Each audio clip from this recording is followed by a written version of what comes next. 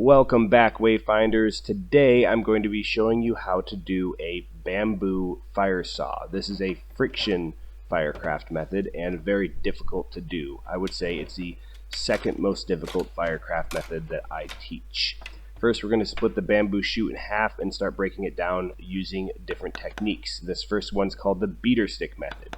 This is because you place the knife on top of a vertical piece of wood and then you beat it with a stick to get it to go through. I would not use this technique if I didn't have a very sturdy, reliable knife with a full tang. The next method that we're going to use is the throttle method. This is where we stab through the material by placing the material on the tip of the knife, moving it together until the knife is through, and then we throttle back as if we are revving a motorcycle. If you watch closely on this third one, you'll see why the knife blade is pointing away from me, because as it slips down, absolutely would have cut myself if I wasn't doing it properly.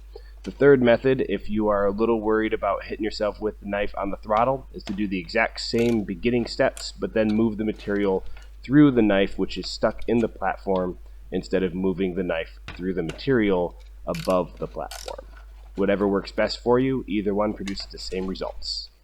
Now that the shoot is broken down into usable kindling, I'm going to go ahead and knock out a couple of feather sticks. Now, feather sticks require a lot of practice. If you're going to get good at these, you need to first get good at making a sharp knife. Once you have a very sharp knife, you can practice carving off very thin pieces of wood that all come down to the same apex. I've been practicing for years and I'm still not overly proud of my feather stick capabilities. This seems like it's going to do just fine, so I'm going to knock it off by digging deep into the material and throttling it off at the bottom.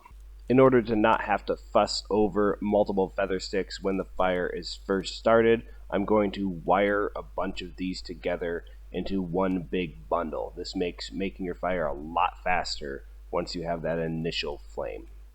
Our tinder today is going to be heartwood shavings. I'm going to make these using a fixed blade knife so it does not fold, and a knife that does not have a sharpened top edge. I need to hold the knife with both hands, support it with my thumbs, and scrape at a 90-degree angle to the material until I have a large pile of shavings.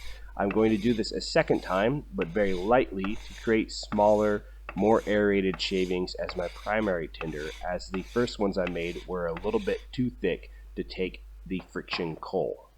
A quick comparison between the two piles shows us that the lighter shavings does create a better tinder.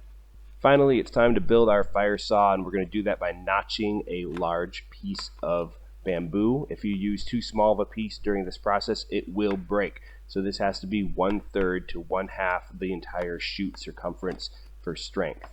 Once I have the notch and a hole bored all the way through, this allows the heat and coal to build up in that small hole in the middle of the shuttle.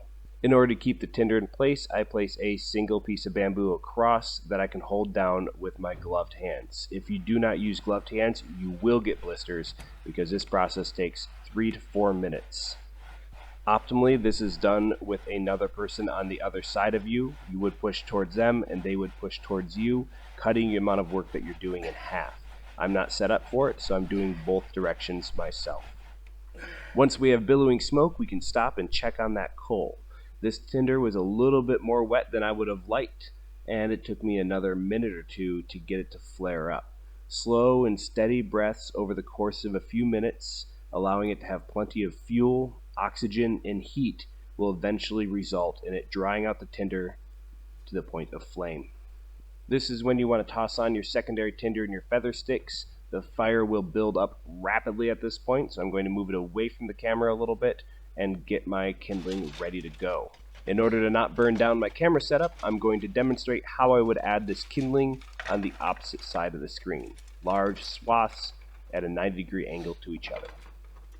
That's all I have for you today, folks. If you enjoyed the content, like, share, and subscribe. Anything you do to help the channel is greatly appreciated.